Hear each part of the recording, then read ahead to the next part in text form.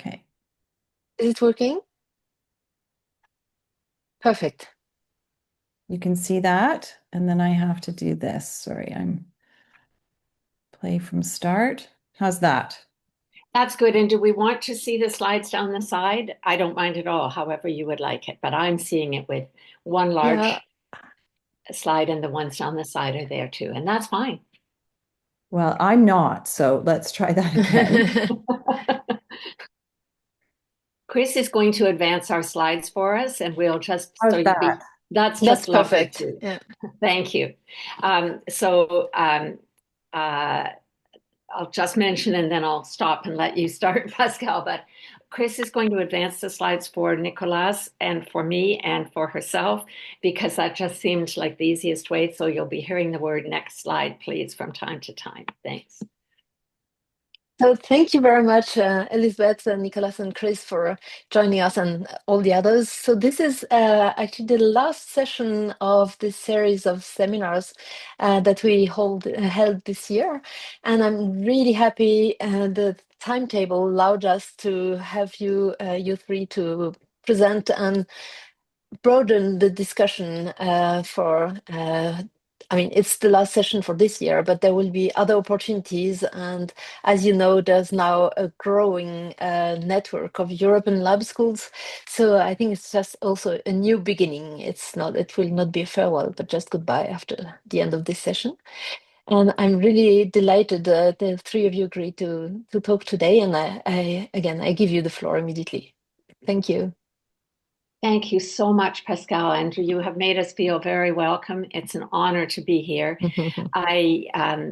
For the rest of the people on the call, I want to say that Pascal has been connected to the International Association of Laboratory Schools for many years. And when she asks us if we can help in any way, we just say yes. And I think you probably found the same, that she's a persuasive and incredible advocate for the kind of schooling that asks itself what is best for our students and looks for ways to do that. So thank you very much for this opportunity.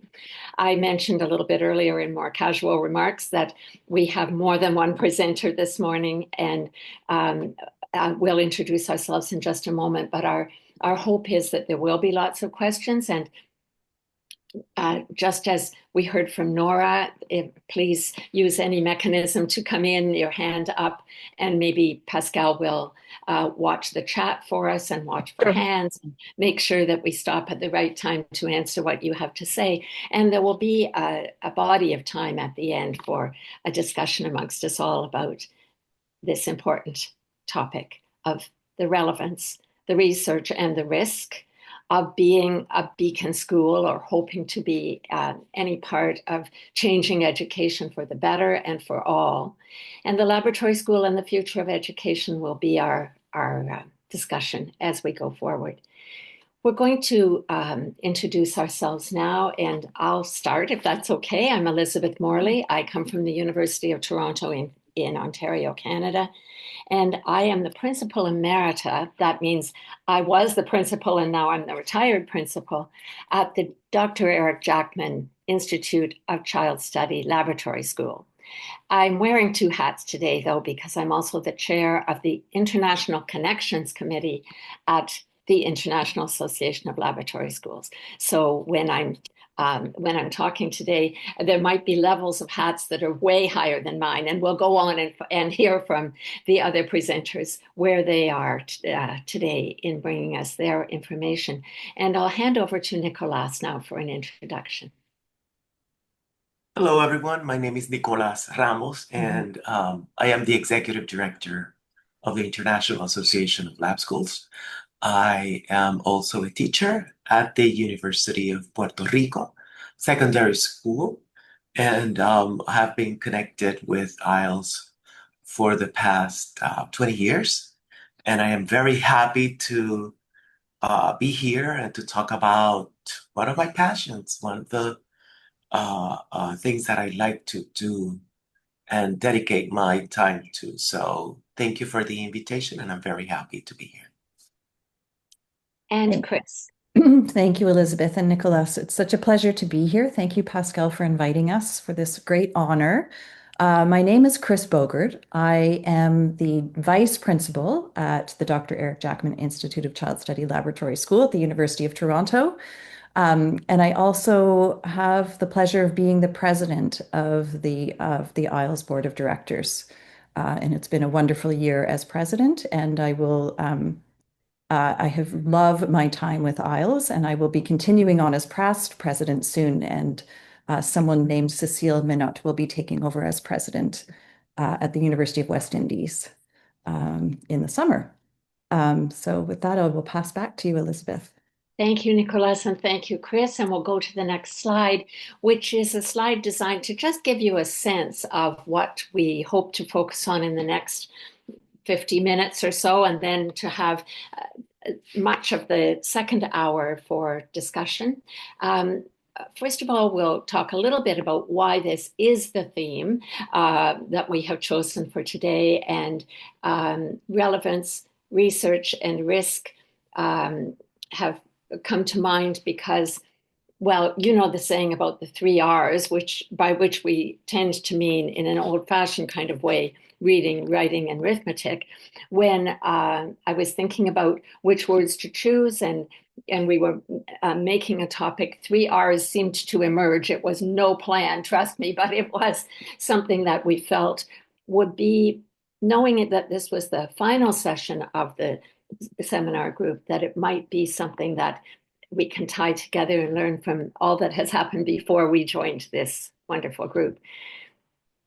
I also wanted to mention that we know from lots of connections around the world, but also specifically in recent times between our association and the OECD, that the future of education is something that really is on our minds and must be on our minds. So we tucked that into the theme as well. And again, of course, we'll take time for that. I wanted to ask for the next slide and say that we'll start today by looking at relevance, and under the large umbrella of how to be relevant in our work in our own schools and in our broader networks and connections. We know that these 3 things, and likely many more, can tuck their way into and under the umbrella of relevance.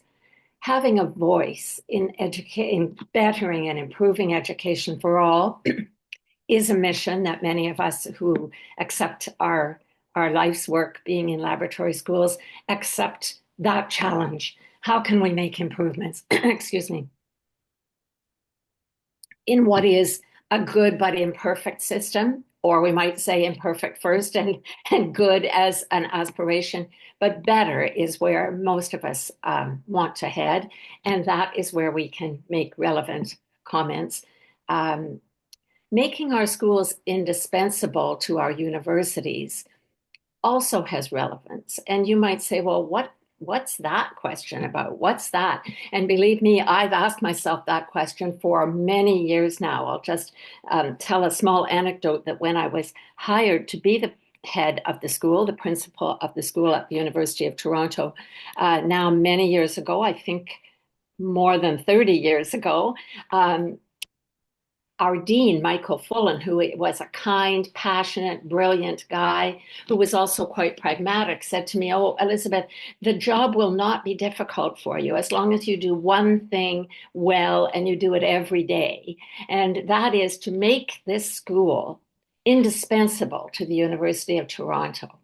And I didn't know what that meant. And I went out into the world to find out. And that's where I connected with IALS, thank goodness, because they knew something about that school-university relationship that can be tender. It can be a tough spun web that can be threatened by obstacles. And we all kind of know in any school system that our capacity to make a difference is only as strong as the relationships that we hold close and build every day. So I have a little bit of experience in trying to be involved in a school that was aiming for relevance in that way of making a difference while deeply connected to a university. that wanted the same thing. And I'll mention that on the call this morning is Richard Messina, who's the current principal, at the Institute of Child Study. And I am so lucky that Richard has been able to every single day make that school so strong, and the decisions that he is making, and maybe we can ask him to tell us a little bit about them. The decisions that have been made to take the school to the next level of connectedness and network, I think you'll learn something as we talk about our school. And this is why I think maybe why Pascale has asked us to tell a little bit about us. And the third part of relevance that we're going to look at, we're going to look closely at IALS, the organization that Nicolas has mentioned. We're going to look at it because we know, instinctively we know, and it's evidence-based, that we're stronger together, that if we can build the sorts of partnerships that make a difference, the job of being those who improve education for all is easier. And we're going to look at one mechanism, our mechanism as laboratory schools. Next slide, please.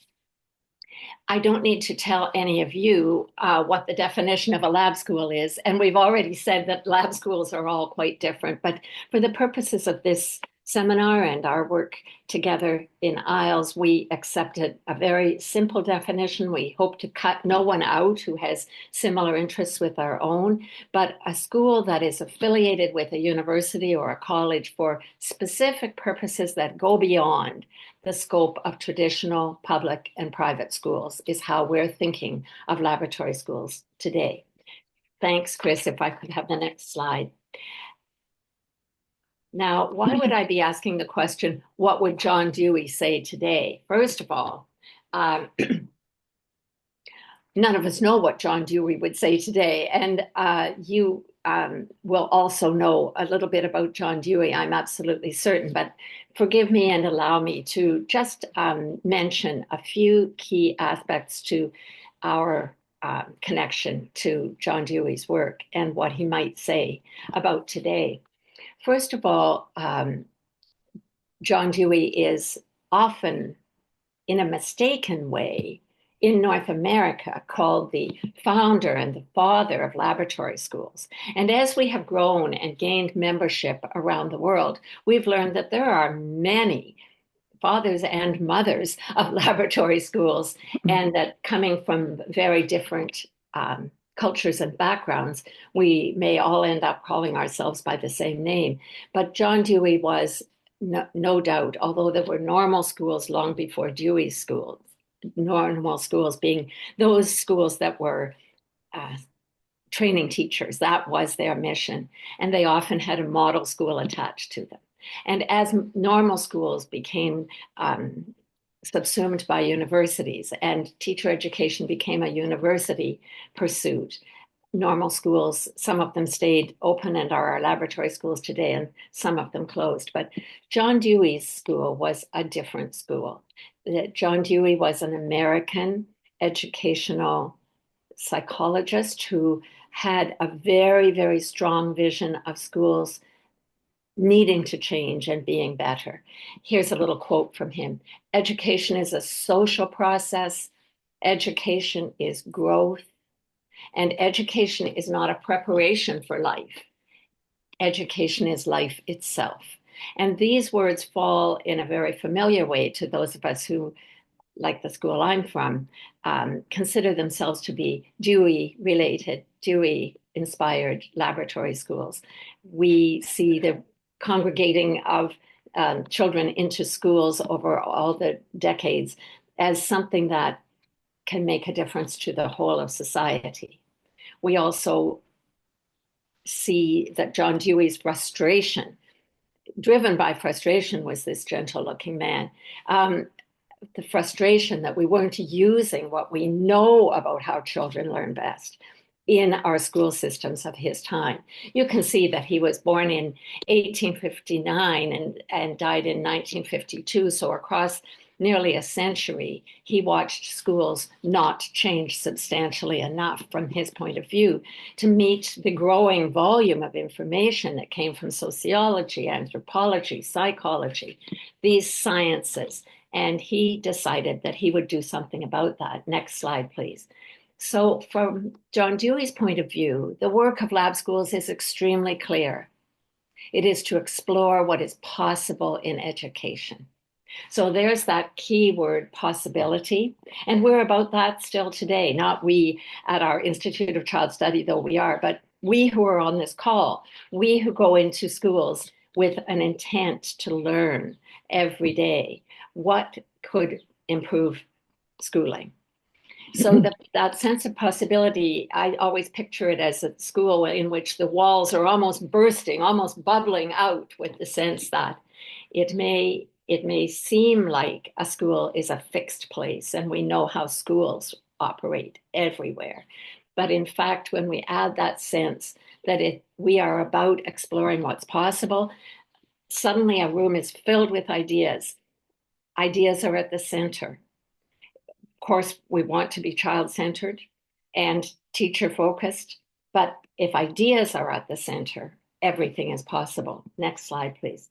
John Dewey's school turned the focus of university campus schools toward research, and he had a unique view of research, and I'll just quickly say that he viewed that everything under the roof of that school was research. He looked at the whole school as a piece of research. He gathered data that looked at every aspect of what a school that was different would look like. And how was his school different? Well, next slide, please. First of all, it was different because he set it up as a laboratory very akin to the laboratory schools that, or the laboratories, I'm sorry, the laboratories that worked so well in the other sciences, the biology, chemistry, physics, or medical faculties all had laboratory schools, and they were all used by the students and the researchers. And he made the case, and the University of Chicago took him up on it, that a laboratory for education was worthy and necessary. And his point of view about the schools was entirely about this sense of possibility. And I think I'll just summarize very briefly the sense that he was against something so strongly that he devised a completely new way to deliver curriculum, to imagine schools and to see how students could learn and thrive in a different way. And that different way did away with the teacher at the front of the room, lifting the top off a child's head, metaphorically pouring in information, fill them up, close that up. There is a little human being educated. Not at all in Dewey's schools. These schools were based in an inquiry model where children had hands-on things that were meaningful to them, curricula that had been shared and developed through wonderings and speculations and questions that mattered and had meaning to the children in that school. And hands-on for Dewey meant minds-on, and he devised ways that that could happen. And we'll come back to some of that. But next slide, please. So this sense of possibility means that sometimes laboratory schools have been called the possible schools. And today, Pascale has invited us to tell the story of one lab school. And I know that in some of your other sessions, Pascale was kind enough to send me some links to the other sessions. You've heard from particular schools about how and why they operate. And we're going to do that today with the laboratory school, the Dr. Eric Jackman Institute of Child Study Laboratory School at the University of Toronto. And Chris Bogert is going to tell us all about it. Thanks, Chris. Thank you, Elizabeth. I'm going to go to the next slide. So we are celebrating our 100th anniversary at the Institute of Child Study, and I think it's helpful in the context of this theme today that we look a little bit about the history and the origin story of the Institute, and why it was started and how it continues to, over the years, have to maintain relevance and to be indispensable, as you said, Elizabeth, to the university. So the lab school at the University of Toronto was established in 1925 as the St. George's School for Child Study, and it was with a grant from the Laura Spelman Rockefeller Foundation fund that started 5 other child study centers across the US at Berkeley, Yale, Minnesota, I think Iowa, and Columbia University in New York. And it was founded as a response to the growing interest in child study and the work of the Canadian National Committee for Mental Hygiene. And mental hygiene was the term that they used then for mental health. And it was started by Edward Bott, who was the first head of psychology at the University of Toronto. And psychology was a very newly emerging discipline at the time. And they asked themselves, what would it be like to have a school that was focused on supporting children's mental health and well-being? That was a new idea. What could be learned about children and their development in such an environment? Over the years, they were participated in many research studies. They did longitudinal studies at the St. George's School, but also at other schools in the area. And in I think it was 1937, when they moved out of the psychology department and became part of the university as a separate unit, they were renamed the Institute of Child Study. And they needed to continually think about how to stay relevant and valuable to the university. In 1944, they started a graduate level diploma program for teacher education, that a teacher education program that continues to this day. It became a master's level program many years ago. And research was conducted by the founding director, Dr. William Blotz, who we'll talk about again, and others at ICS, that eventually led to the writing of the Day Nurseries Act in 1946. And that was the framework for regulating and licensing childcare facilities in Ontario, ensuring the safety and well-being of children in care. It moved to its current site you see in these photos and grew into an elementary school in the 1950s. And the question they were asking then was, what would it be like to take what had been learned about young children and their development and apply it to children up the grades? In 2010, the Institute was renamed as the Dr. Eric Jackman Institute of Child Study after Eric Jackman, who's a clinical psychologist and actually an alumnus of the lab school. Today, this historical interest in children's development and well-being continues to inform the work we do and how we stay relevant. And I'm going to tell you more about that now. So the Institute now consists of 3 integrated parts and fulfills the mandate of a lab school by supporting teacher training as a place of research and to provide exemplary education to the 200 children that attend the school every year. Our teacher education is a 2-year Masters of Arts in Child Study and Education program, and we also have a Doctorate of Education in Child Study and Education program. The faculty who teach in the MA program and the EdD also conduct research through the Laidlaw Research Center, of which our teachers are a part as well. And the lab school supports research from the Laidlaw faculty, from within U of T, and from researchers from around other institutions as well. It's a symbiotic, interdependent relationship that honors evidence-based practice as well as practice-based evidence. For example, our student teachers do placements in our classrooms as well as in public schools. And our teachers are asked to be guest lecturers about their practice in the MA program. And faculty come to staff meetings and present about their research. So we're constantly thinking about how do we share and collaborate amongst the 3 parts.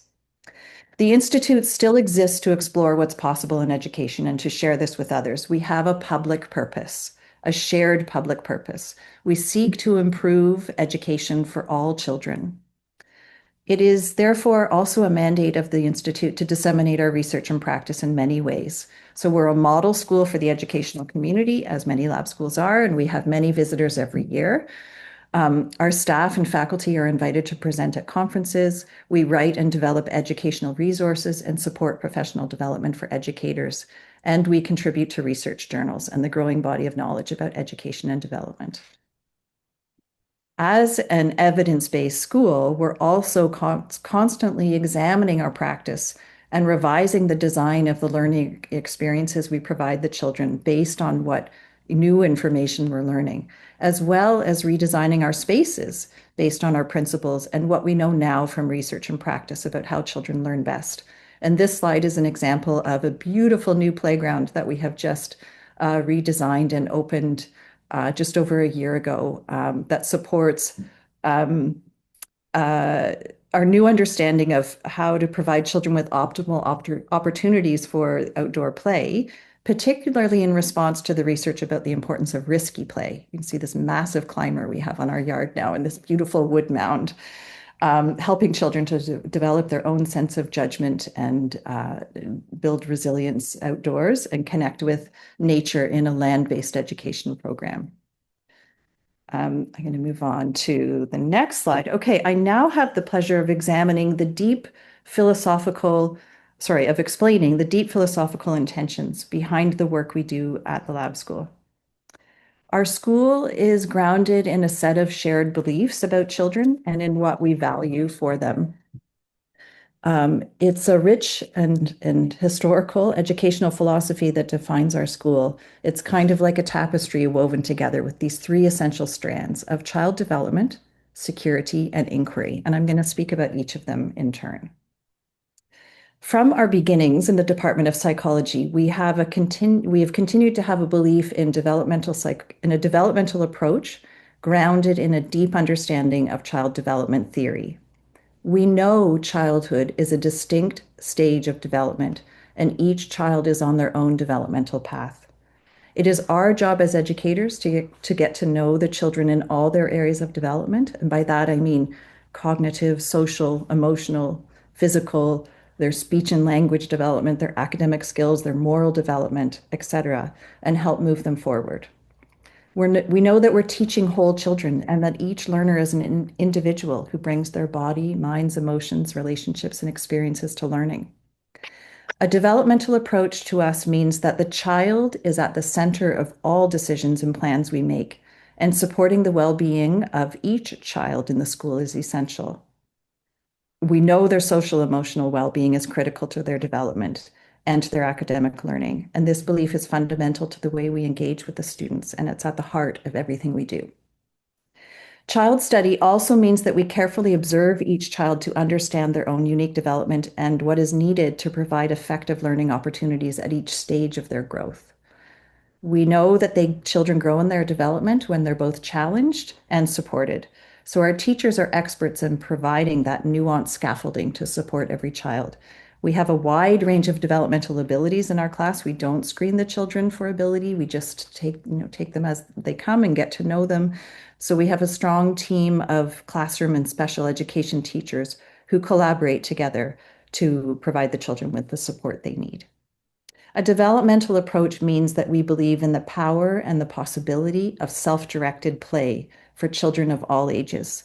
And we think of the importance of play up the grades as well. It means that children are given time to learn deeply, to reflect on their learning, and make meaningful connections. At the heart of our philosophy lies this belief that children thrive when learning is a developmentally attuned and responsive process. When learning is developmentally attuned and responsive. That's what I meant to say. Okay, I'm going to move on to the next slide, which is security theory. So security theory comes to us from our first director, the founding director, Dr. William Blotz, and he was the director from 1925 until he passed away in the early 60s. And he was a clinical psychologist who worked with war veterans, and he designed rehabilitation exercises for them. And he discovered that if he could make them feel more secure, they'd be more willing to try out the activities and were more capable of achieving success with them and improving their overall well-being. So he thought then radically that maybe this would work with young children. And he tried it out in his school, and he came to see and understand and write about and teach others that children need to feel psychologically and emotionally secure in order to be able to take academic risks in learning. Interestingly, Blotz was a mentor of the developmental psychologist Mary Ainsworth, who many of you may know. His work on security was a precursor to Ainsworth and Bowlby's attachment theory. And this speaks to the importance of emotional security in learning and the significance of the relationship between children and teachers at school. Today, we see security as essential to children's well-being and education. It starts at school with warm, nurturing teachers and school staff. And we very intentionally aim to provide a school culture where children feel secure enough to take risks and can have confidence to be active participants in their own learning. We give children a lot of agency here in the learning process. Children need to know that we see them as capable learners in order to develop the confidence in themselves that they can meet any challenge that they encounter. We foster this sense of security by providing this warm, nurturing environment that is relationship-based, believing that children learn best in a place where they're happy, where they feel known and loved and accepted and valued, where all parts of their identity are welcomed and celebrated. And as an intentionally diverse school, that's something we're continually thinking about how to do better and to support, where their individuality and self-expression is honored and where they have a deep sense of belonging.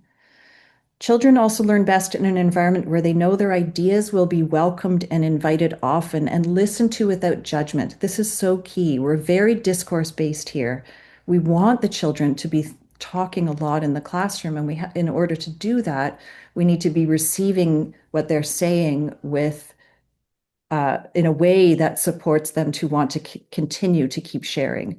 So children at ICS know that their teachers are really interested to hear what they're thinking, how they arrived at their answers, what are their theories, their questions, their stories, or their ideas for what to try next.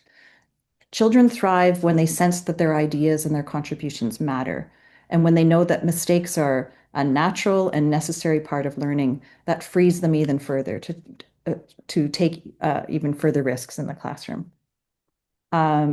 Children learn to care and to have empathy for others when they experience genuine care and nurturance themselves. So we know that security inspires exploration, creativity, intellectual curiosity, critical thought, compassion, and resilience.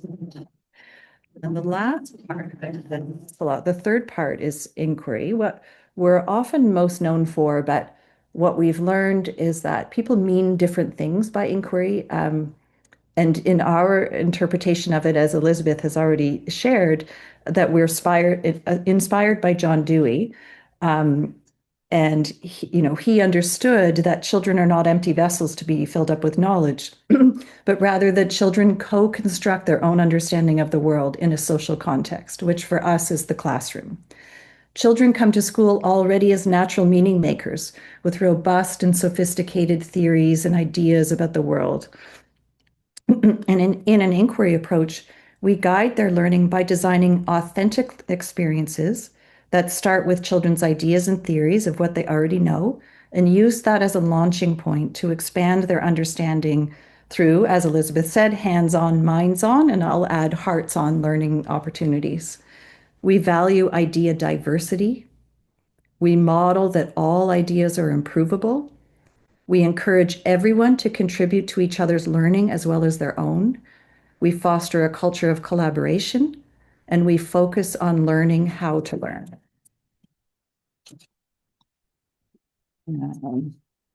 Our aim is to encourage children to see themselves, as Howard Gardner says in The Disciplined Mind, as mathematicians, as scientists, as artists, as writers, and above all, as lifelong learners who cherish the joy of exploration and love learning. I'm going to move to the next slide. From this focus on developmental psychology, we've developed an understanding of these learner-centered principles. So we know that learning is a natural process driven by meaningful goals. We know that learners build new understanding by connecting to prior knowledge. That metacognition, that idea of thinking about one's own thinking and thinking about one's own learning or the class's learning, deepens learning. That motivation, especially intrinsic motivation, shapes what is learned and retained. That development occurs in stages that influence learning readiness. That learning is essentially social and is enhanced through social interaction and collaboration. We know that respectful, supportive relationships foster both learning and a sense of self-worth, that self-esteem and learning increase when children feel respected and they're in caring relationships at school. And we know that learners differ in abilities and experiences and approaches, and paying attention to individual variation matters. So I'll end my part by saying that our philosophy that is grounded in theory and research supports our intention for each child to be deeply engaged with learning, with a deep sense of belonging in a strongly connected community, a connected learning community and school community. And the philosophy provides the base upon which we build our curriculum, and it allows for academic rigor and growth. I think there's a bit of a misconception that if you have a really nurturing school, you're sacrificing academic growth. And what we know to be true is the exact opposite is true, is that the nurturance that we provide the children creates the culture in which academic rigor is possible and children can thrive and grow in their learning. This philosophy feeds our school culture, and it describes what we know is best for children right now. But we also think about the future for these children. We aim to prepare them to be well-rounded individuals equipped to navigate the evolving 21st century world. Something else I want to say about our philosophy is that it's for all members of our community. Those three aspects of it, development, security, and inquiry, apply to all of our student teachers, to our parents, our researchers, the faculty, the administrators. We want everybody to feel supported on their own developmental path, to have a deep sense of security and the ability to try things out and test out ideas and be innovative. And we also want them to, we want to support everybody's own professional inquiry. In our classrooms here, you will see children engaged in learning with each other and their teachers in an approach that provides enough time for all children to learn deeply, to reflect on their learning and make meaningful connections, and to experience learning as a joyful process, which is one of our core principles. So the Institute started with the belief that people's life experiences could be positively changed through the study of children. The resilience of the Institute of Child Study is, at least in part, explained by this continuous drive to stay relevant in today's society. And I think that the value of child-centeredness, one that is shared across lab schools, I think, has been both a strength and a calling and a raison d'etre for this institute, and is sort of at the heart of our ability to stay relevant. Anyway, this is just one example of a lab school story. And thank you for allowing me to share it. And I'm going to pass back to Elizabeth. Chris, thank you very much. Thank you very much, Chris. Can I just ask you, I don't remember, how many students are there at the lab school at the moment? Yeah, thank you. There's 200 students, and I didn't say this, I should have, from nursery to grade 6. So we start with the children when they're... Yeah, okay. We start when they're turning 3 by December in their first year, and then up until 12 years old when they graduate.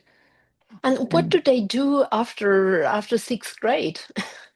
So they go to many of the wonderful schools in Toronto, and we have sort of a split between children that go to other private independent schools or go to public schools, sometimes public alternative schools. And we're not a feeder school for UTS, the University of Toronto Schools, which is a middle and high school for high achieving students. But we do have a few children every year that go on to UTS as well.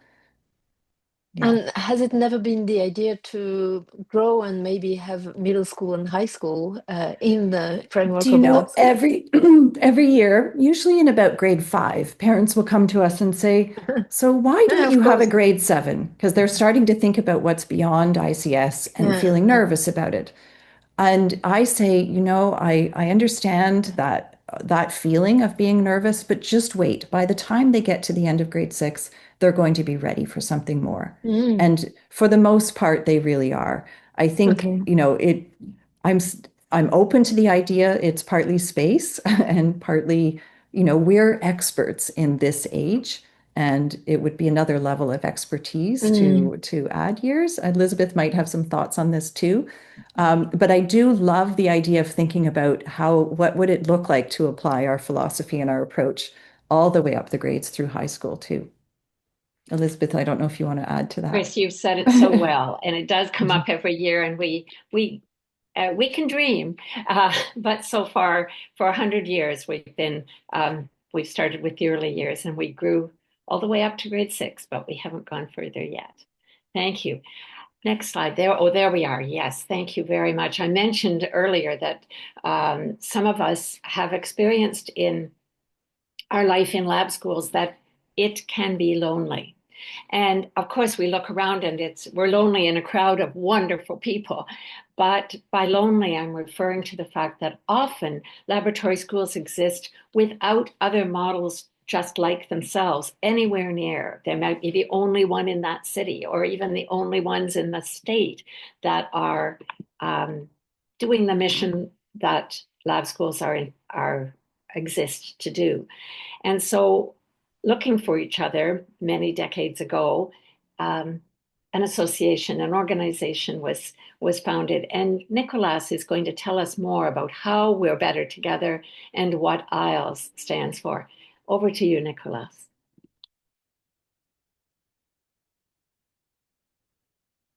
Thank you, Elizabeth.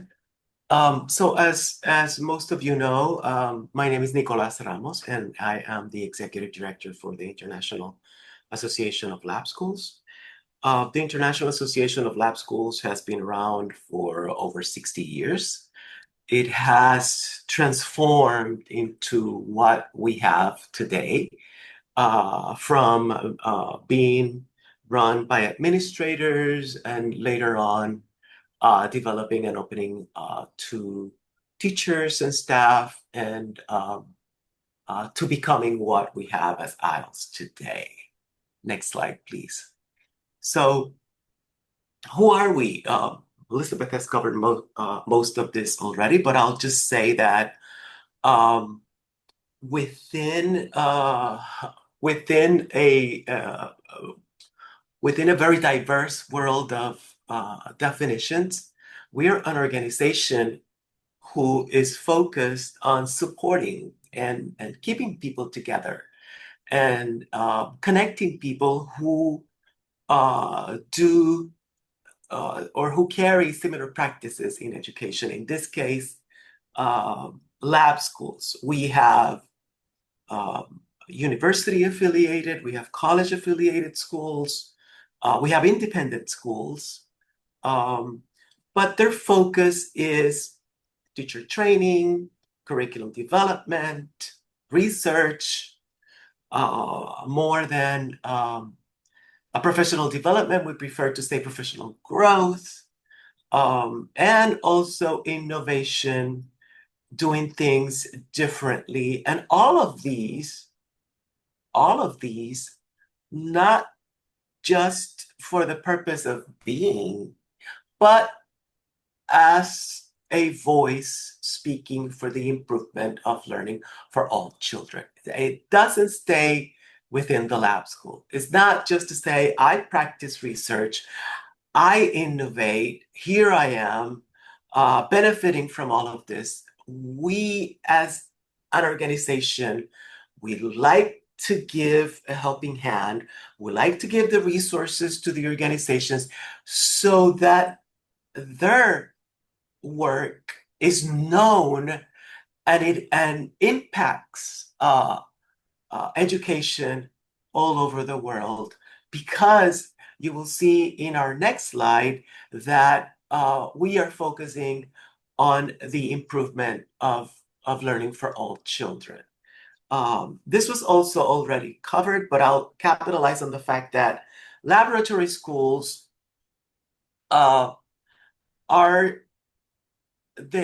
there are many types of laboratory schools, and throughout the years, the beginning of each is different, and the names that have been given to them are also different. They have been known as normal schools. They have been known as teacher training schools. They have been known as model schools. They have also been known as demonstration schools. We're talking about all of that and more.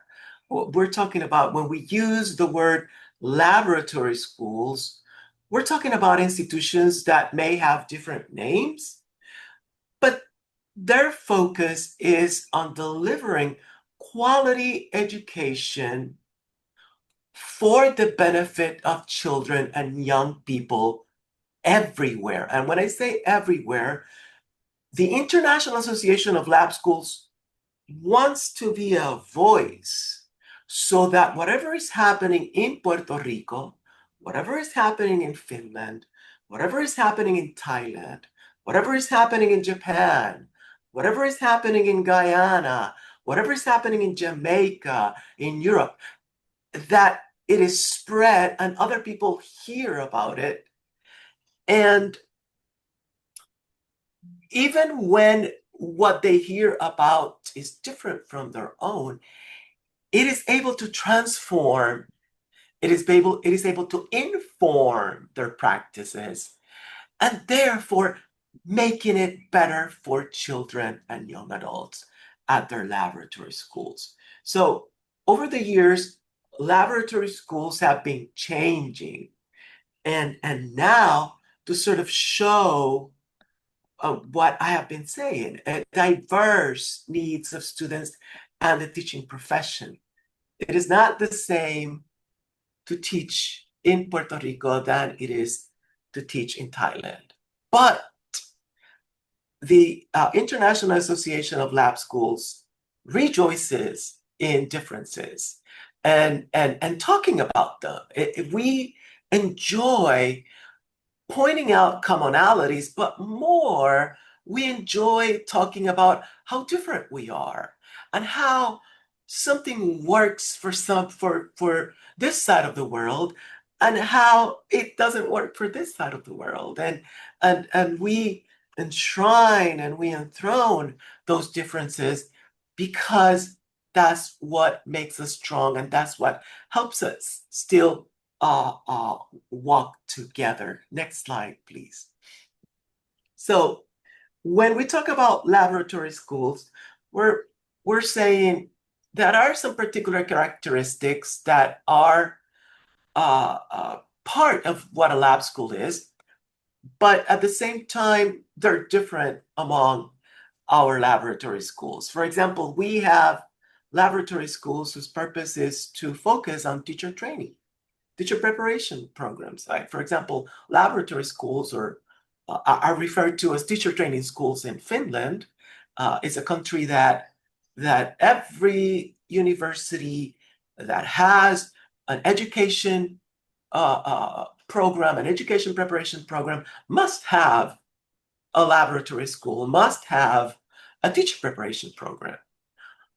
So we have that type of laboratory school will create the opportunities and the spaces for people who want to be teachers to have a perfect place, a place that it can be the best opportunity for learning to teach. In Puerto Rico, for example, our laboratory schools began as an effort to educate our people in the late 1800s, in the early 1900s. So our laboratory school began as teacher preparation and later transformed into other areas. A second characteristic for lab schools is research and professional inquiry. Not all laboratory schools are part of education programs. For example, the lab school, the children's school at Carnegie Mellon is part of the psychology department. And their focus is more towards research. And of course, we like to use also the term professional inquiry to highlight the fact that some people feel that research are big words and scary words, and that people who do not have a lot of training in research cannot do research. So we have accommodated different ways that teachers do research. And our lab schools are different, and research is certainly not conducted in the same way in every country and in every school. We also have another characteristic of lab schools, which is the dissemination of practice, our curriculum development. Most lab schools have a bit of space creating and developing their own curriculum. And even when they don't, some of them have learned to accommodate a little bit of space within the mandated guidelines from the state to, whenever they have less space, then we go into our next characteristics, which is innovation in education, in which the administrators help the teachers create that space within their classrooms. Even though when we have guides that are mandated by the states, the lab schools open up the freedom of the teachers in the classrooms for them to comply with those, but the how to, the freedom in the classroom is, of course, different in a lab school. And professional learning helps us, is twofold. It helps lab schools talk about what we do. So the International Association of Lab Schools is a channel of communication to share what lab schools are doing, because lab schools are not supposed to be keeping what they do to themselves. Part of our idiosyncrasy, part of our responsibility is to share with the world, to impact education. Because if we desire good education for our children, we desire innovative, the best education for children all over the world.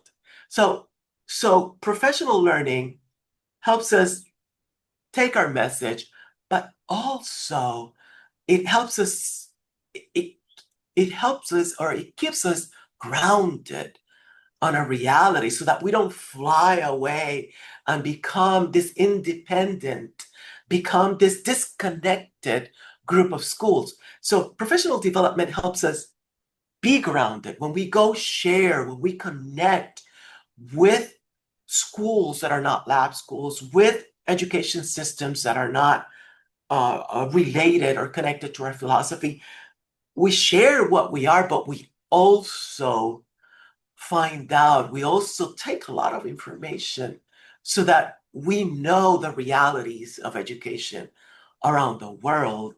And we go back to our places, and from our places, which we have a little bit more freedom, then we can cheer on and try to open those spaces for the rest of the world and the rest of education.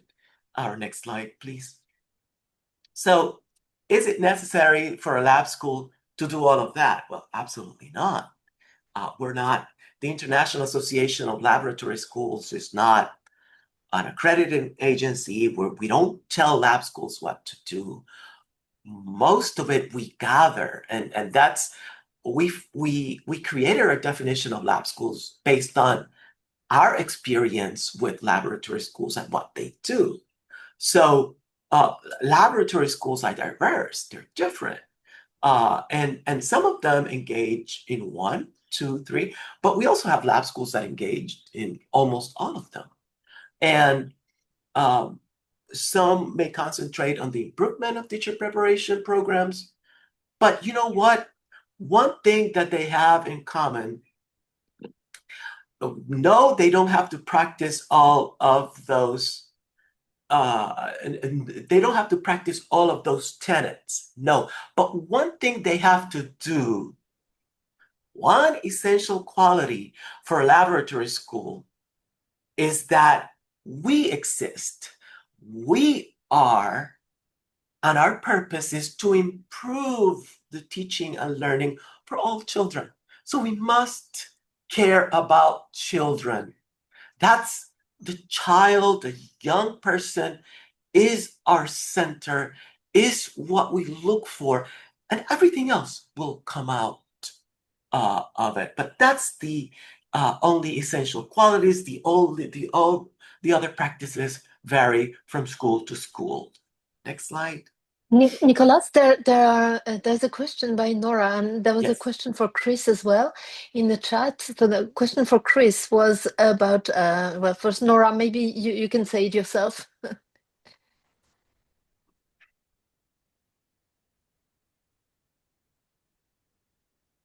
Yeah, sorry, my mouse gave up at the wrong moment. So yeah, for Chris, I was wondering because I thought that it was very interesting to hear the very strongly value and philosophy-based approach. And I was just very interested in how your teaching approaches are also informed about the growing evidence-based, and how do you generally organize tough reflections and facilitate these, and how do they evolve? And then a little bit in the same vein from Nicolas, I was interested in the professional development space and professional learning. How do you decide the themes and the program and content, and whether these are like one-off sessions, or are they like a coherent program? Can you give us a little bit more detail on those? Should I go first? Okay. Thank you for that great question, Nora. And I have sort of a multi-layered answer, so I'll try and be succinct. We have an embedded structure of collaborative meeting times. As a lab school, the school itself closes on Wednesday afternoons, and the children do something called Wednesday afternoon program. And every Wednesday afternoon, our staff meet together. And that is a time when we can engage in professional learning. We can invite in speakers. We can go on field trips. But very often, we are learning together and sharing together and discussing and collaborating. Oftentimes, we invite in researchers as well. And that's a time when, as Elizabeth mentioned, where the researchers might come with an idea and want to bounce an idea off with the staff and sort of build a research project together. Or we might invite researchers in because there's something we want to understand more deeply.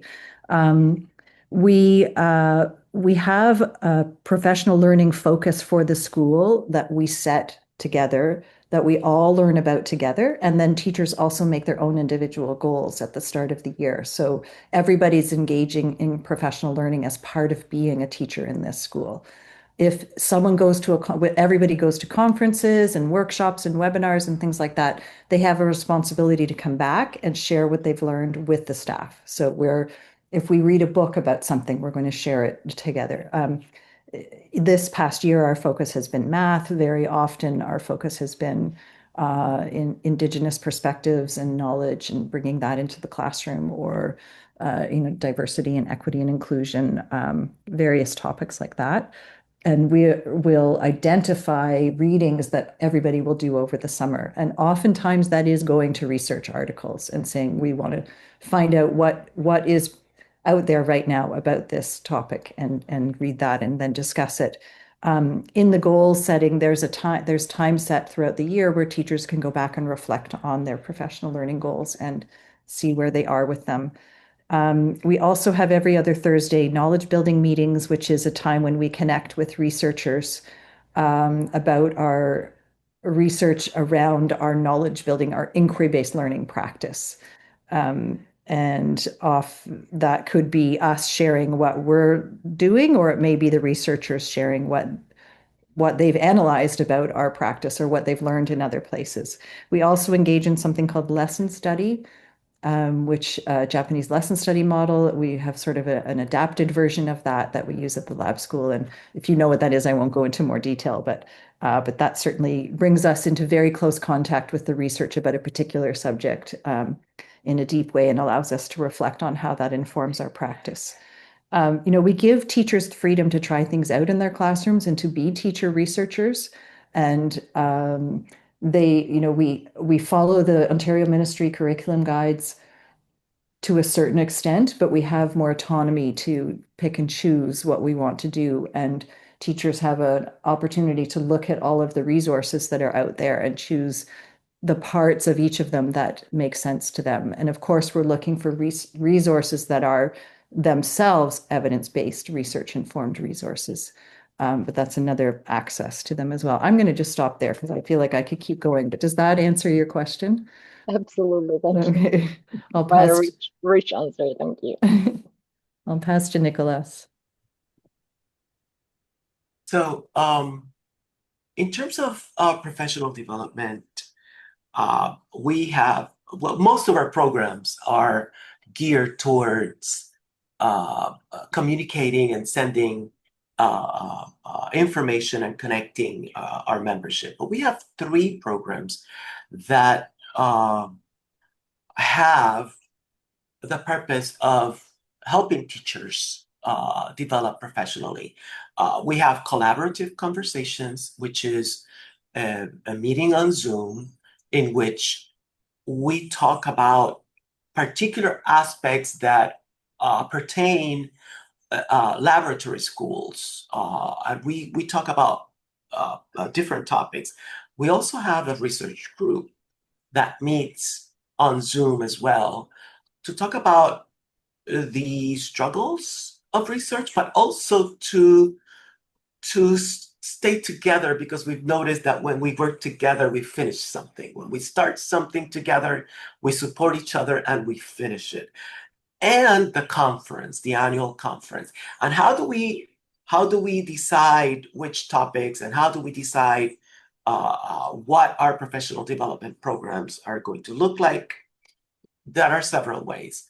One of the ways is that we survey and we ask our membership questions. Another way is we get questions, and we get from our members, and we get emails, and we receive lots of information, and then we notice and we say, okay, so this is, I think we should move into this direction. So we all meet together, the board of the International Association of Lab Schools and the different committees we meet. We use all of that information and create a professional development program. We create programs for the collaborative conversation, the research program, and the conference. We create that based on that reality, and we post those. And we also, every year, we gather data as to how effective or not effective.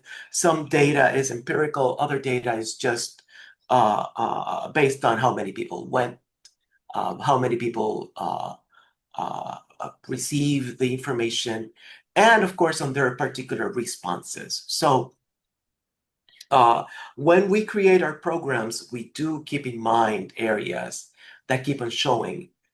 And when we get to the conference, the workshops, the conversations that develop. So we keep on using data from our programs to try to direct our professional development. And we would love to use a more data-driven system to guide our professional development. So that is something that we can benefit from. So thank you for that question.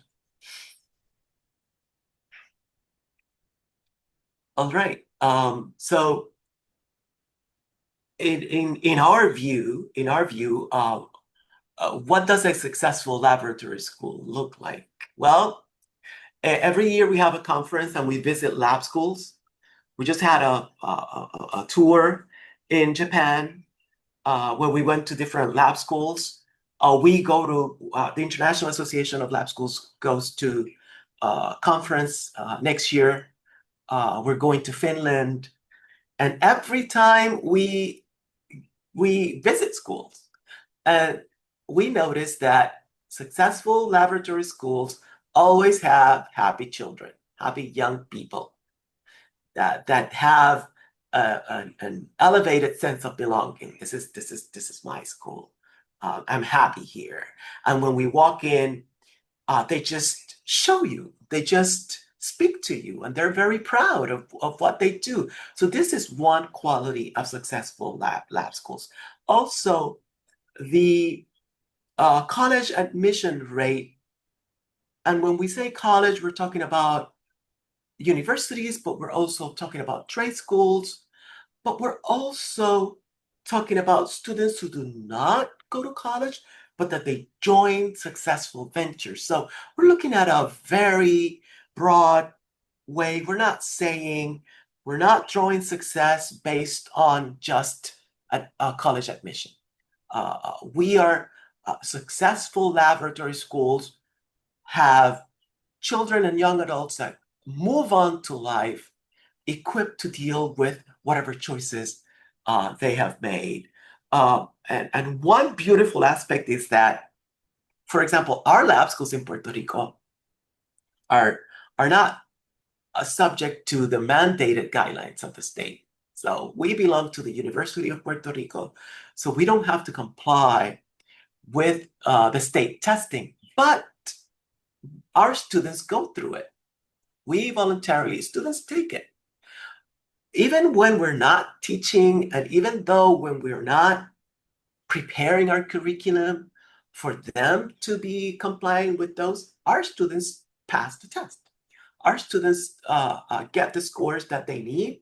So even when that is not the focus of the lab school, our lab school is successful in the fact that we're preparing children, we're preparing young adults for life. And another aspect that I usually, whenever I go visit lab schools, whenever I speak to administrators, whenever someone asks me for a meeting because they're thinking of opening a lab school, I say, please be careful with the traditional setting of time for teachers. So if you are thinking of bringing in the traditional number of classes and students, that's not going to fit into a lab school because teachers have more time to prepare.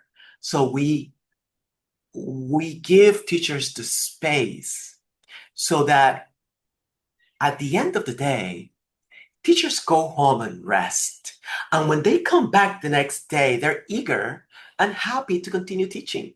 So we do not have lab schools do not promote the tired, overworked teacher without any time, that then later struggles to come to class, and then that affects, not because the teacher wants to, but just because of the system. So successful laboratory schools support their teachers and give them time.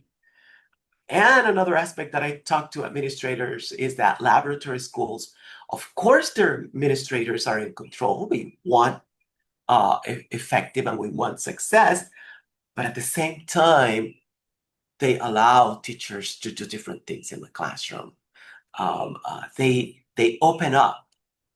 They're open to receiving new ideas, and not only receiving them, but allowing teachers to work them and to be able to implement them in their school. Next slide, please.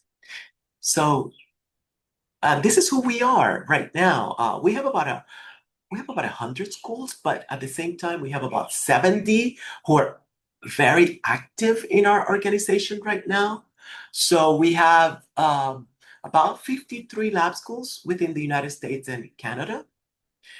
We have laboratory schools in South America and the Caribbean. We have 4. We have 1 lab school in Africa. We have 6 laboratory schools in Europe and 6 laboratory schools in Asia. And as we come together, we are an organization that provides that mechanism for all of them to voice and to share what they're doing, not only with each other, but also with the rest of the world. And yes, this is our introduction to IALS. So thank you very much. Very happy to be here.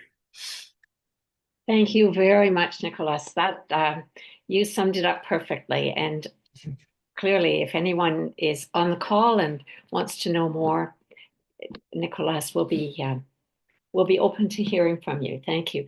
Next slide, please. taking up the second R of our relevance and research and risk.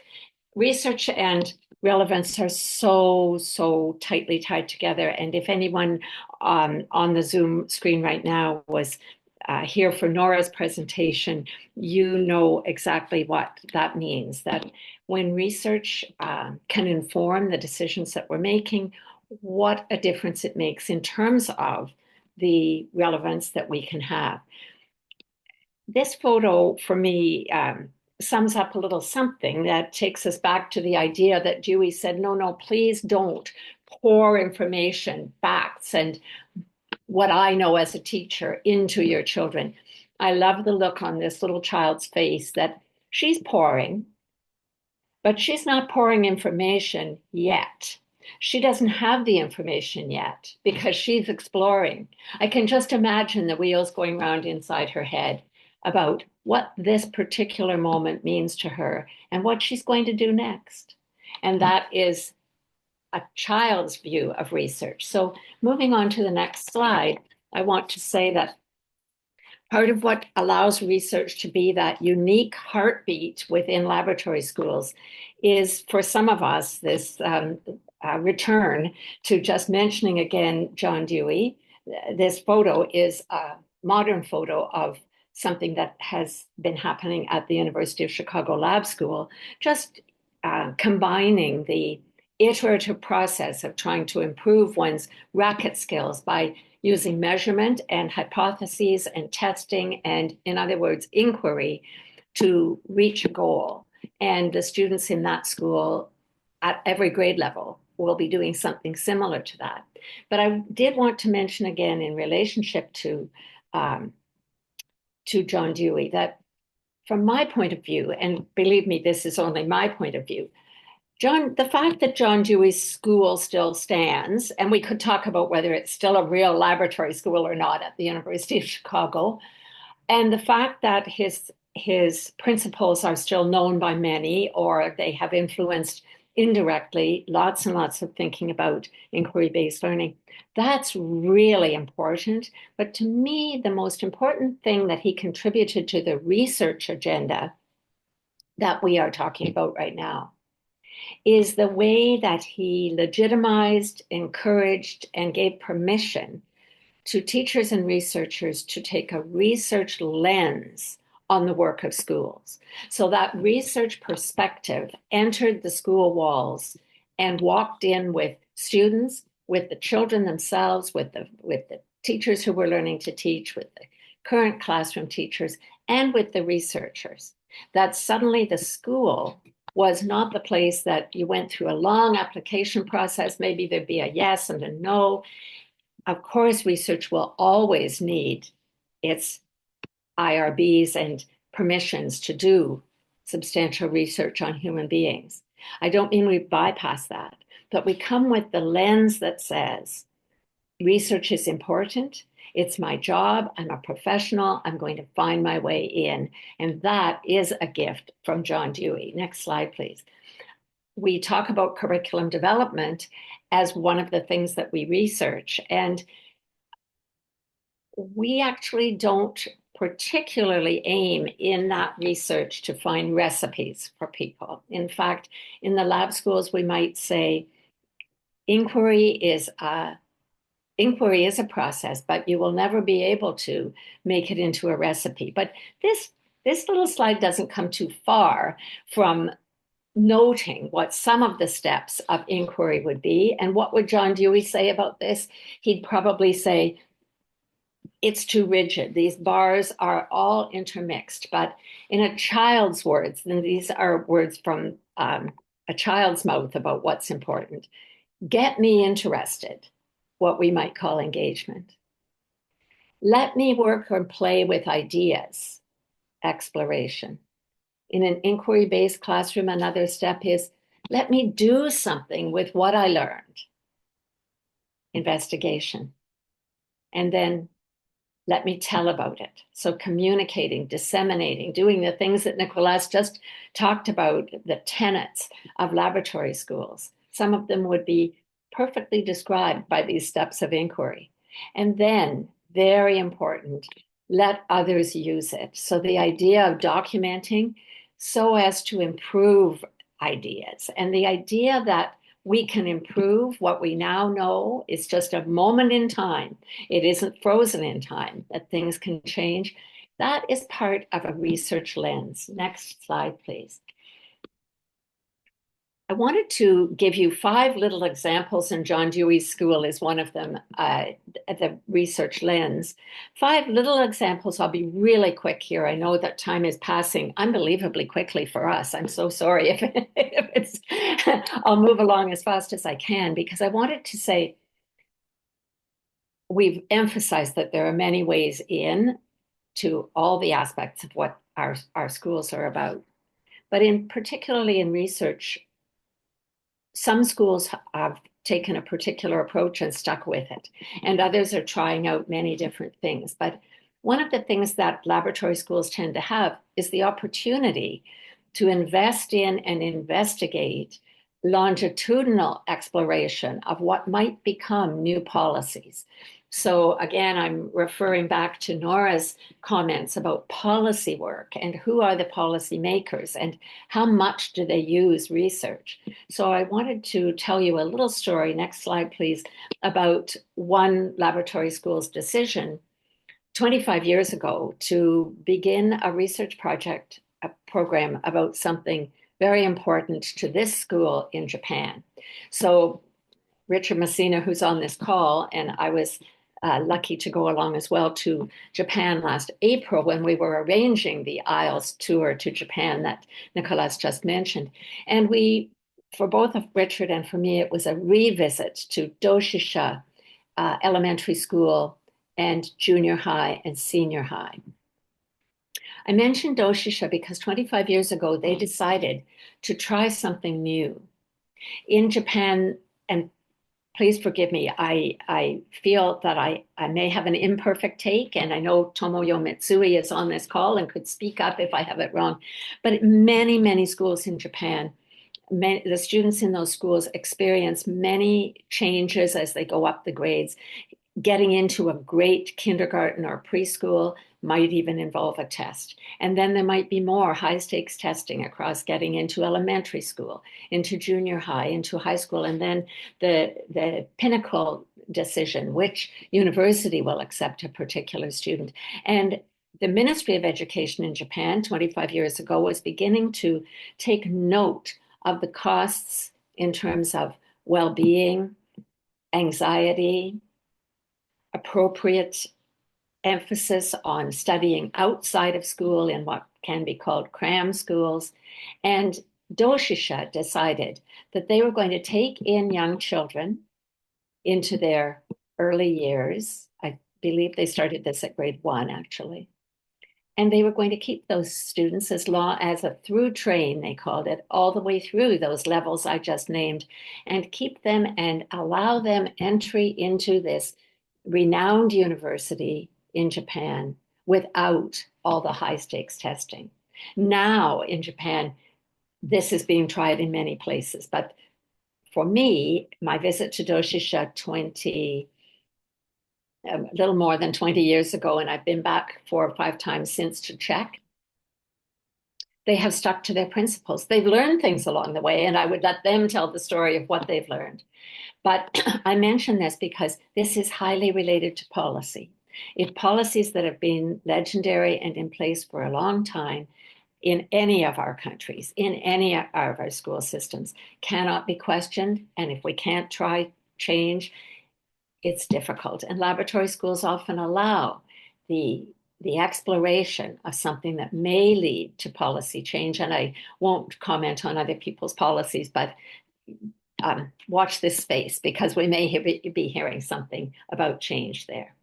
Next slide, please. Another way that research can look in laboratory schools is that laboratory schools might be a small sample that could pilot a research study that could then, based on what is learned, grow bigger.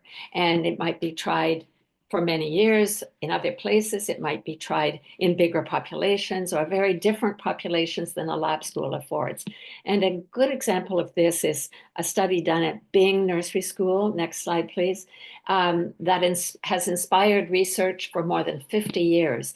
And Bing Nursery School was the site of the quite famous marshmallow test. I won't get into the marshmallows and who ate what, but children were presented with an opportunity to have 2 or more marshmallows in front of them, but were asked to wait and not eat those marshmallows until they had permission or until certain tasks were done. And some children were able to wait, and some children couldn't delay the gratification and ate them anyway. And then those children that fell into different groups were studied with a point of view of, is it significant when a young child can or cannot, did or did not delay gratification? This study could come under a lot of criticism. And if you were to Google it right now, you would see reams of information in response to the marshmallow test. I'm telling you about it not to say it was the best test, but what we know now about self-regulation and the ways in which it can be taught, why it's important, does it persist into adulthood? Does it change the way we teach particular children or universally change the way we teach all children? It all started in a small study in a laboratory school. Next slide, please. Another way that research can be done is design research. And one day, more than 30 years ago, maybe 30 years ago, at the Institute of Child Study, we were approached by 2 well-known researchers, Dr. Carl Bereiter and Dr. Marlene Scardamalia. They happened to be at the University of Toronto as educational researchers. Would we be interested in building on the principles that we are based on and looking very deeply at constructivist knowledge building, using technology for children to record their thoughts, share their thoughts, imagine improving their collective understandings of a principle? This little photo, one of the schools has responded to a child saying, "Do fish drink water?" And I'm not showing this to give you the answer. You can find that. But the notion that 6-year-olds designed a piece of research followed by the researchers who were using and teaching this approach to technology. Some children thought it would be really important to put new water in every day. Other children wanted to see if the water level changed and was it because they were drinking. Other children felt that if fish could drink water, then they wouldn't need any food. And they set up little experiments, all with the well-being of the fish in mind, but also very much in mind the well-being of the child who is taking ownership of how we find things out as scientists, young scientists, albeit. I could say much more, but the JICS Laboratory School became a hub for this research, and now it is a worldwide network of many schools in many countries who get together face-to-face and on Zoom regularly to share research findings. And it was at this moment that the teachers in our school became teacher researchers. We required every teacher to understand this research and be part of it to the extent that that worked for them. And Chris has already mentioned the Thursday meetings that we had really regularly. It took a lot of time, but we became people who traveled the world telling this story. And I will say that the researchers came every Thursday themselves. They made the time. And the fact that they allowed us to buy snacks out of their research funds, oh my goodness, that made a big difference. So that's a finding that I share free of charge here. Next slide, please. Chris is going to tell us about the IALS collaborative research projects that Nicholas has mentioned hold us in a lovely nest of working together on research. Chris. Yeah, thank you, Elizabeth. So many of you, some of you may know, and as Nicholas shared, as an organization, we feel it's really important that we support lab school educators and administrators and researchers to come together to talk about research. And during the pandemic, after or around the when all the schools were closed and we had to postpone our conference, we decided to host an international conference on Zoom, and that was when we were all still learning the technology. So it was, building the bicycle while we were learning to ride it kind of mode. But it was such a rich way to share and learn from each other. And now look at us where we are now today, where it just feels almost like second nature to do this. Out of that time together came this idea to really and Nicholas talked about the shared voice, like advocating for all children and in a stronger voice by coming together, that we could see that the laboratory schools were so deeply thoughtful about prioritizing children's well-being despite all the restrictions of the pandemic, and that we knew that we had a story to share with everybody. So we supported a research collaboration. We had monthly research meetings on Zoom. We supported the research process by having speakers talk about different aspects of how to do research, people who felt they had some expertise in different areas, and really scaffolded how to do a research study for many of our schools. And we even shared some of the survey questions that some of us use the same survey questions in our schools to ask our teachers and parents. And then we scaffolded the writing of a research article and then published them in a special edition of our IALS journal on how lab schools responded to supporting children's needs in the face of the pandemic.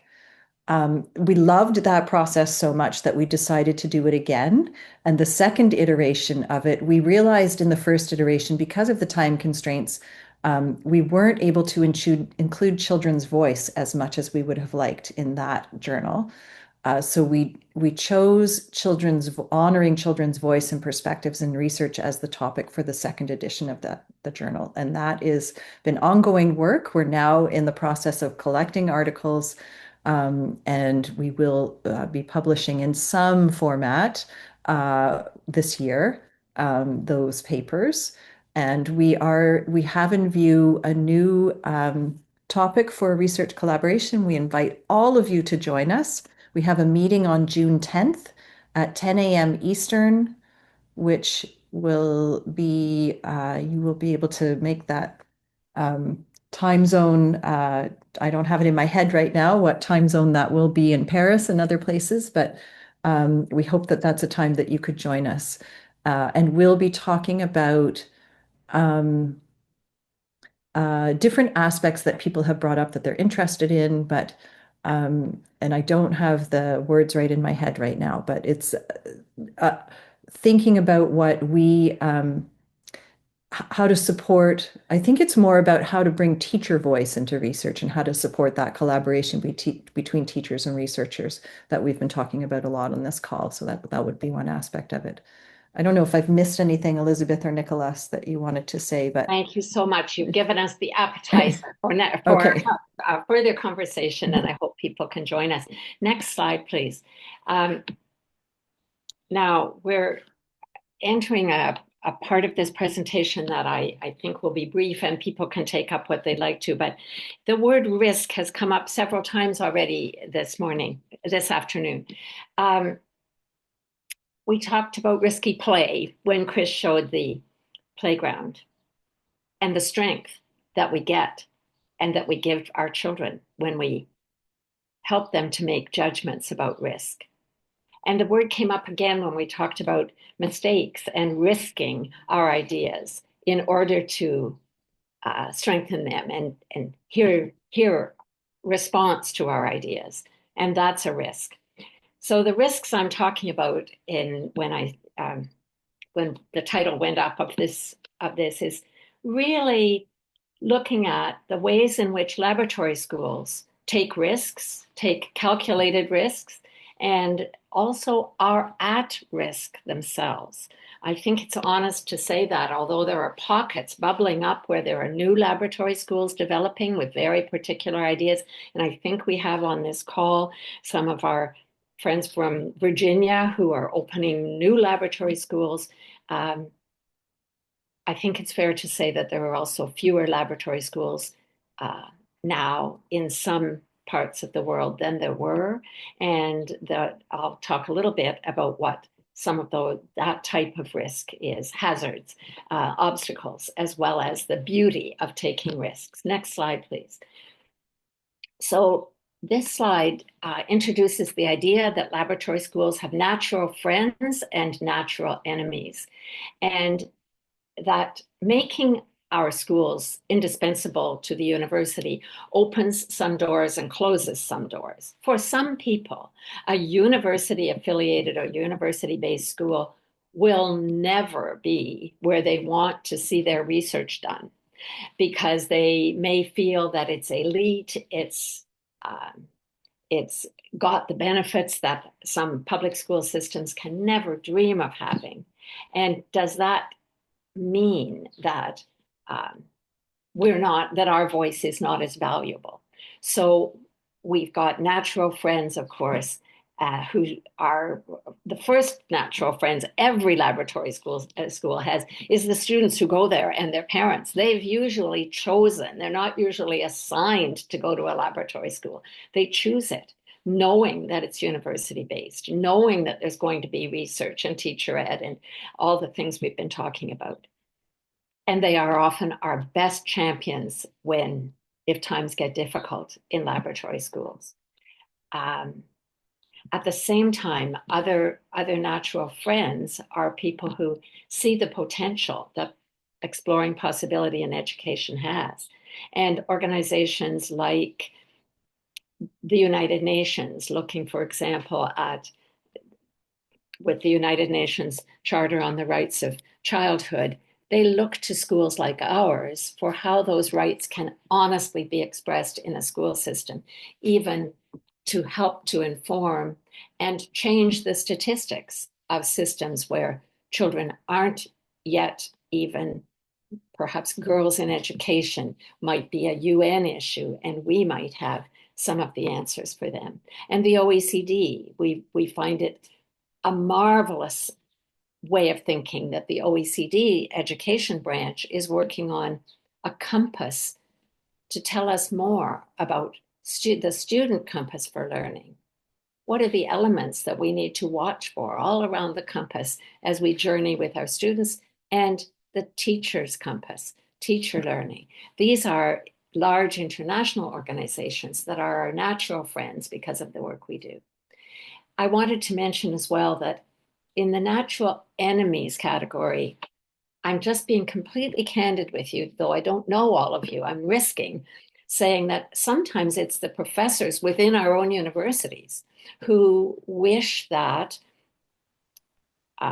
their students, for example, if they're teacher educators, they may say, I want my students to be practicing in public schools because that's where they're going to be employed. And it's a disadvantage if they've had their practicum in the laboratory school.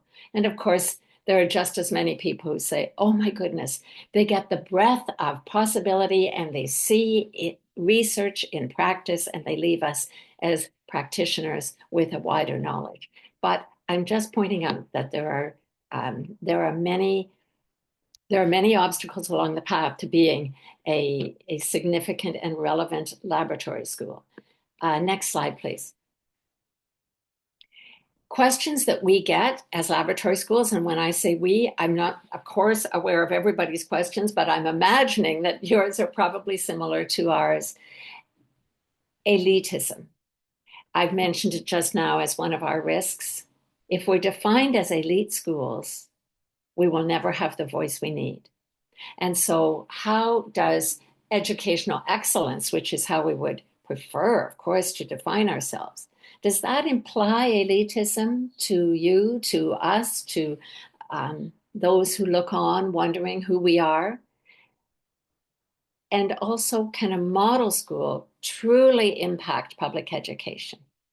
If we are a beacon shining a light on what's possible, unless we're feet on the ground making connections with public schools, how would the light of that beacon actually impact all children. And we've said that so many times in this presentation, that that's what we're about.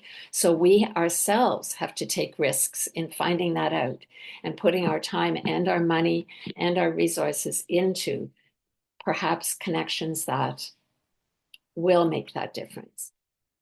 And this charge of elitism is something that Dewey would say we are unapologetically moving toward a more ideal situation for students. And unless we do that, we can't make a difference. And so we're not apologizing for who we are. And I'm hoping to just leave these questions hanging in the air for our discussion that will follow. Next slide, please. Nora, you talked so much about this challenge of bridging the research practice gap. And I could say a lot more, but if you were on with Nora, you've heard so much that supports the sense that partnerships are not only vital, we have to make them deep enough that we actually understand each other's goals. And at our research meeting, one of these meetings that we mentioned at our May research meeting, I think it was May, yes, we had Benedict Kurz, who had been at Bielefeld in Germany and has now moved to Aachen University. He was speaking about the sense that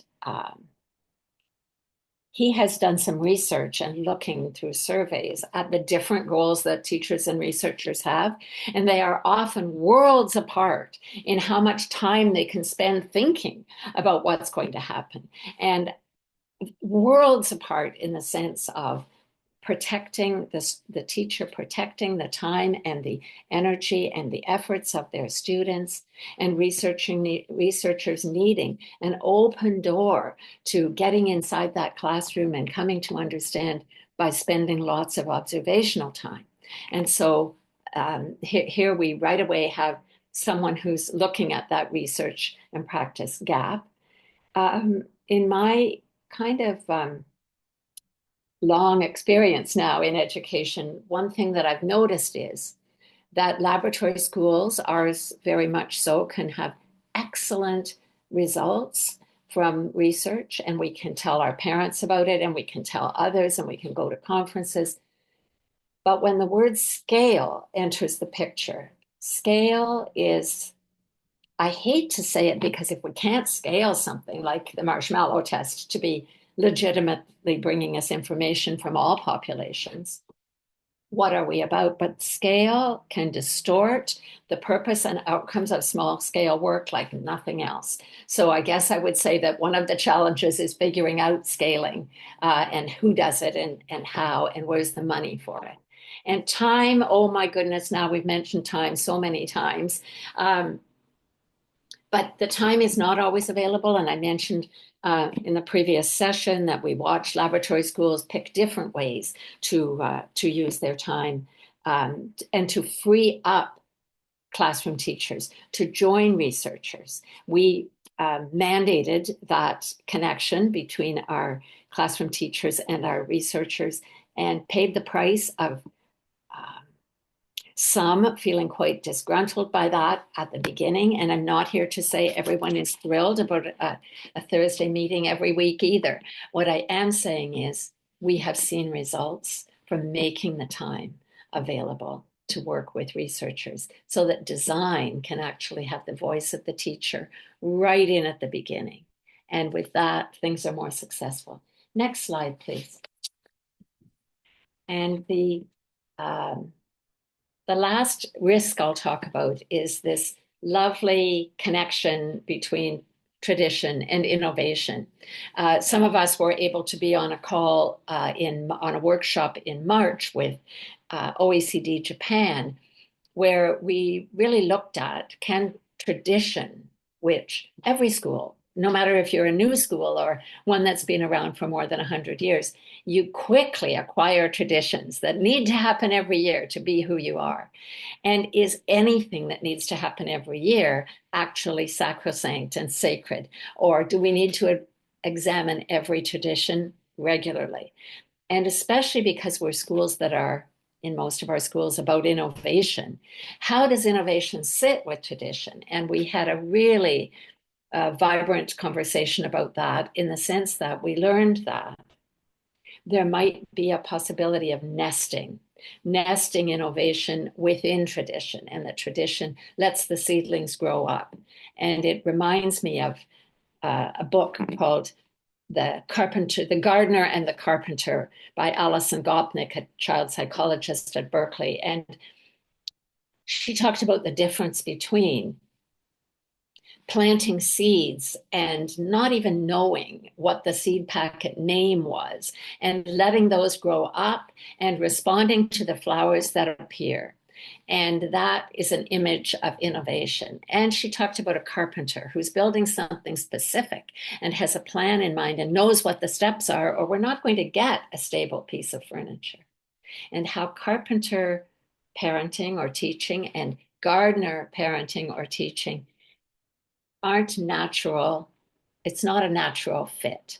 And that's where we come in, often at the intersection of the voice of our enemies and friends, of our carpenters and our gardeners, and of our schools, who all want, every school, every good school everywhere wants the best for all their students.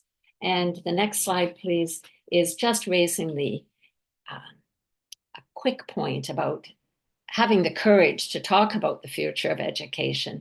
And I wanted to make a little difference between forecasting what that future might be and having foresight about it. And the word that includes sight, probably, I love that word because it's got that sense of insight embedded in looking forward. And there are, in forecast, we know what forecasting is, and economists do it all the time, politicians do it. We do it without even knowing. We say, where will we be in 5 years? I asked a question earlier about where might you be in 10 years? And who knows? That the future can't be seen by us or our students, but forecasting is about knowing how to move from the present and drawing a straight line to the future based on the present. Foresight gathers information from many, many sources. Some of them are historic, anthropological, looking at the various sciences that inform education, but looking for information from every source. So what do our own communities have to tell us about what's next? Also recognizing that there are tipping points. So tipping points could be tipping to the side where suddenly there are cutbacks and we can't do the beautiful things that we had in mind. And that kind of tipping point, or the tipping point where suddenly there's a critical mass of people who want a particular change, and there are enough, recognizing the tipping points and where they might come and what's needed to get to a good tipping point is important. Expert networks. But I love this bullet that says, what keeps you up at night? We all, as educators, carry in our minds and on our shoulders and in our hearts concerns about individual children, concerns about the job we're doing ourselves, but concerns about how on earth in uncertain times, and I'm not going to enter into a conversation about these particular political times, but throughout our careers, something keeps us up at night from time to time about our work. And what those concerns are need to feed into our view of the future, or we can't make a future that is better than where we're living right now. So acknowledging what those are and paying attention to our nudges and feelings about education. Finding collective needs, we've said so many times, we're better together, and systems thinking. We have to do systems thinking. We have to get outside our walls, and we have to go big, or we can't get better. And the last slide I'll show, and we'll move to that right now, is the little quote from John Dewey that we've talked about filling up and pouring in. And John Dewey said, education is the kindling of a flame, not the filling of a vessel. And again, I love watching these two little people, obviously talking about something, obviously testing out what each one of them thinks and listening to each other. And the children that we're teaching, or the students, or the people becoming teachers, they're already on a journey. And if we can kindle that flame that will light their journey, we've done our work. Thank you very much for listening to us today. And we're wide open for questions, discussion. I'm not sure I'm seeing everything in the chat, but please ask. Please just speak up or put something in the chat, and notice who's on the call. And you may want to talk to somebody other than us, but let's just have a bit of a chat. Thank you. Thank you very much, Elizabeth. Thank you, Chris and Nicholas. It's really rich and a lot of things. Well, in the chat, what you may not have seen is that there is a mouse in Nora's office at OECD, so that's big news. That's important. So I'm glad to know that mice are also interested in education. I mean, who knows? There might be a lot of things to do. Some project. Yeah, any questions for our three speakers? I'll leave some space for the audience. I think I would just like to say thank you. So I'm in Virginia, and in Virginia, between this year and next year, we have 15 lab schools that are launching. And at Old Dominion University, where I work, we have 4 that we're launching. So thank you. And I guess I'm asking if we can reach out to you all as time goes on. We've been deeply appreciative of IALS support along the way. So thank you very much. We look forward to the collaboration moving forward. Thank you, Karen. It's just wonderful hearing your voice, Karen. And of course, yes is the answer, but we're watching you as much as you might think we have answers for you. You are answering questions that we have. And so let's stay together. Thanks.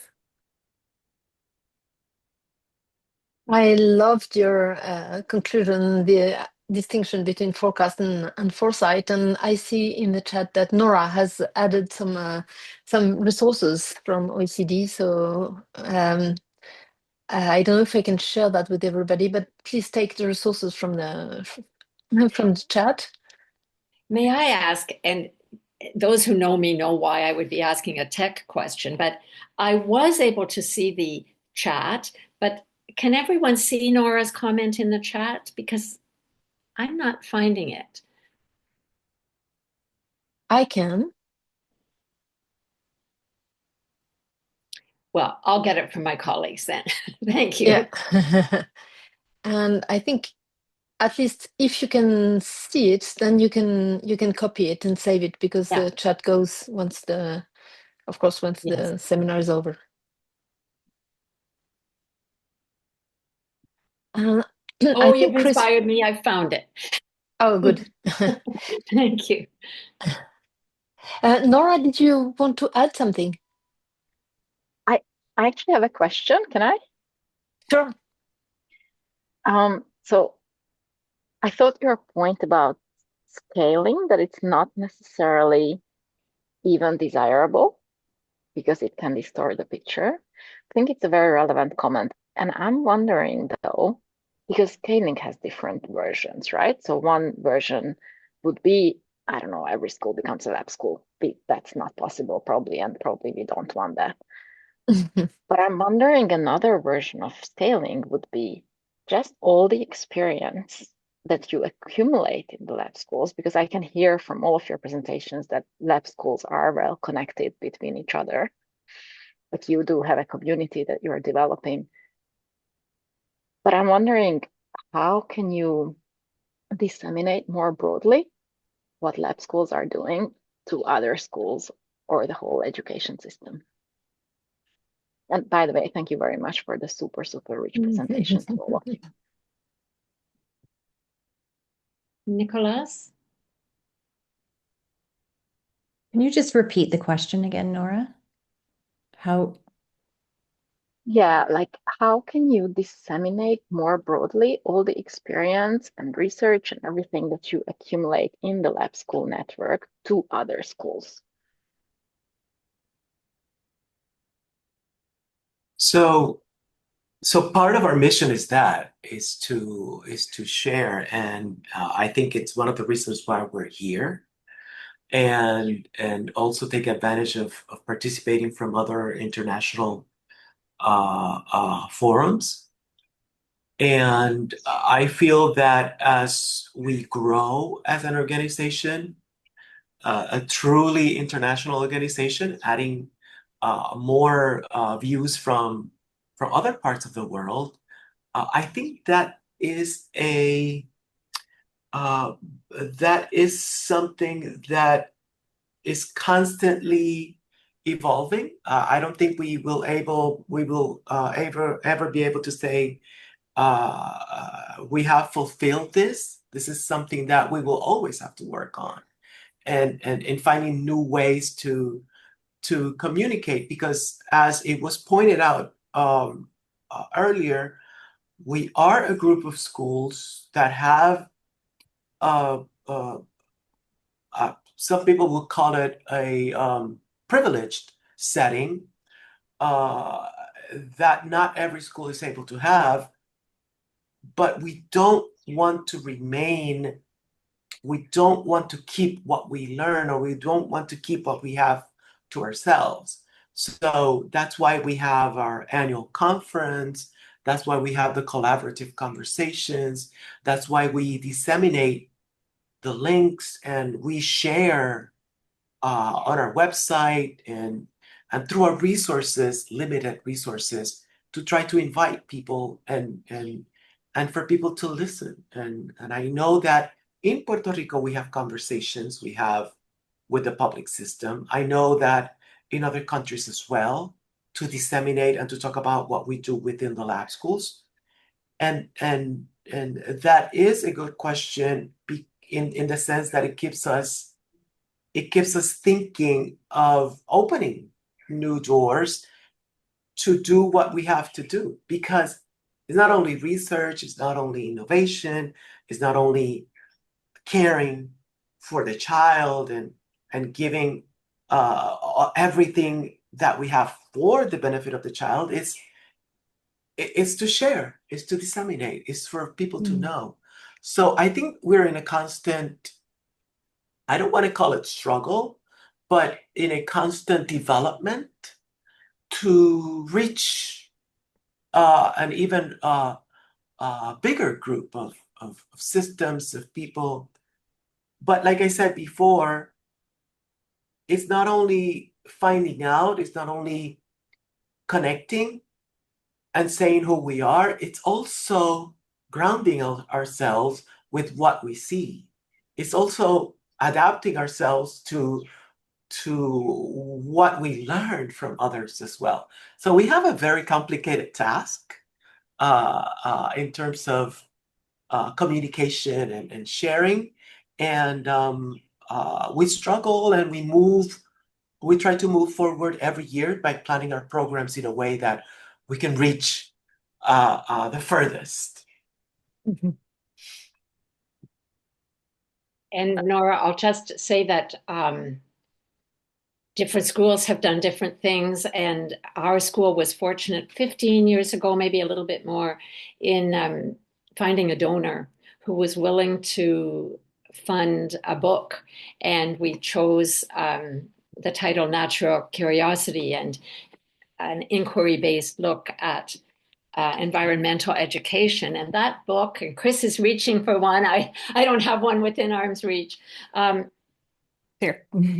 Yes, Ah, and this is the second beautiful. edition of that book. And that book changed the whole playing field for us because it went out first in our province, then in our country. Now it's for sale everywhere. People can get it online. They can look at it free of charge online. And I guess one thing I would say is that having the resource to hire people to tell the story made a big difference. But another difference was we had to figure out what our story was. with real clarity and what's most important and how do we do what we do. And it wasn't a recipe book, it was a suggestion for perspectives. And I'll just say that was a good thing. I know we're almost out of time and I promised a discussion. I'm sorry. Oh, and Nicholas is showing us this is a book about laboratory schools. It's hard to see, Nicholas, but we could put a link to it in the chat, maybe. I think one thing I just wanted to build onto that, we also have the IALS journal. I put a link in the chat and you can see all our publications there. And the conference is open for anybody to attend, to come and learn from laboratory schools each year. But we're really, delighted and honored to be connecting with the OECD and to be invited to these meetings because we feel that's another opportunity for us to have impact and reach beyond our individual schools, but in more of a collective way. So thank you for inviting us here. Thank you very much to all of you. You promised a discussion. We can still keep in touch. And if there's one last question, we still have 1 minute.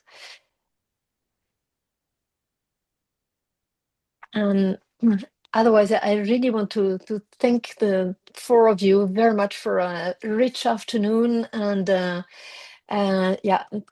bravo. And let's keep in touch. And maybe on the 10th of June for some of us.